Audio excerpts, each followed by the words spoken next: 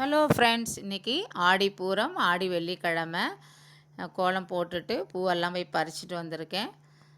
அடுப்பெல்லாம் சுத்தம் பண்ணிவிட்டு இன்றைக்கி என்ன சமையல்னு பார்க்கலாமா. சுட சுட சாதம், முருங்கைக்காய் பொரிச்ச குழம்பு, பருப்பு பாயசம், சக்கரவள்ளி கிழங்கு பொரியல், மாம்பழம், முருங்கைக்கீரை துவட்டல், நெய், தயிர். ஃபஸ்ட்டு நம்ம சக்கரவள்ளி கிழங்கு கறி பண்ணிக்கலாமா. ஃபஸ்ட்டு நான் கொஞ்சம் எண்ணெய் தண்ணி விட்டுருக்கேன். அதில் சக்கரவள்ளி கிழங்கெல்லாம் போட்டு நல்லா கொஞ்சம் வேகட்டும். பாதி வெந்த உடனே நம்ம இப்போ கொஞ்சம் உப்பு போட்டுக்கலாம். இது நல்லா வெந்த உடனே நம்ம கொஞ்சம் வடிகட்டி வச்சுப்போம். இப்போ கொஞ்சம் எண்ணெய் விட்டுருக்கேன்.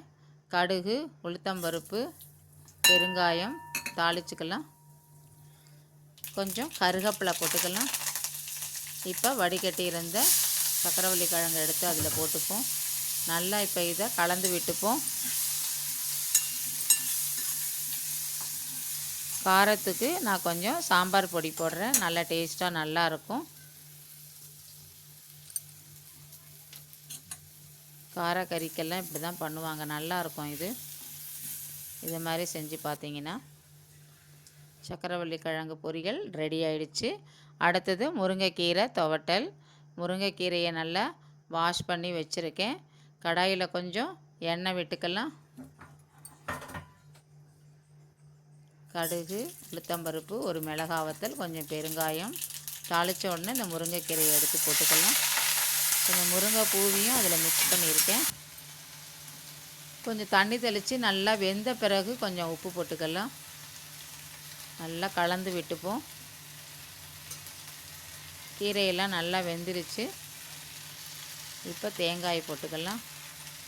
போட்டு நல்லா இப்போ இதை மிக்ஸ் பண்ணிக்கலாம். இது மாதிரி செஞ்சிங்கன்னா நல்லா டேஸ்ட்டாக நல்லா இருக்கும். அடுத்தது முருங்கைக்காய் பொரிச்ச குழம்பு.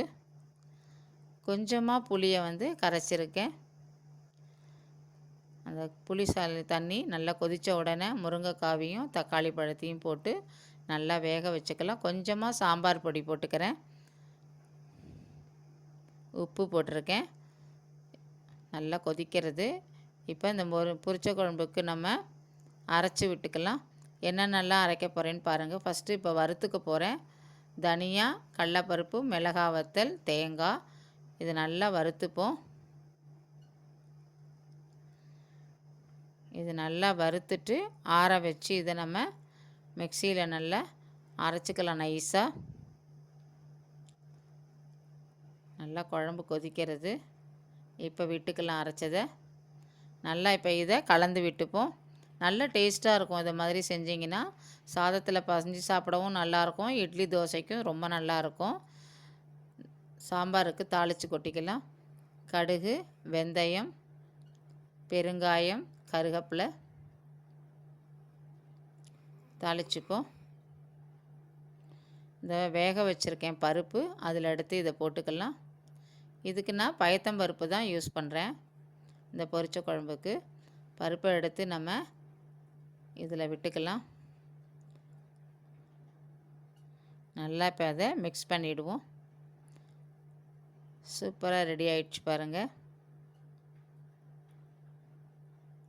இப்போ கொத்தமல்லி கொஞ்சம் நிறையா போட்டுக்கலாம். போட்டு நல்லா கலந்து விட்டுடுவோம். பொரிச்ச குழம்பு ரெடி. டுடே சமையல் ரெடி. தேங்க்யூ.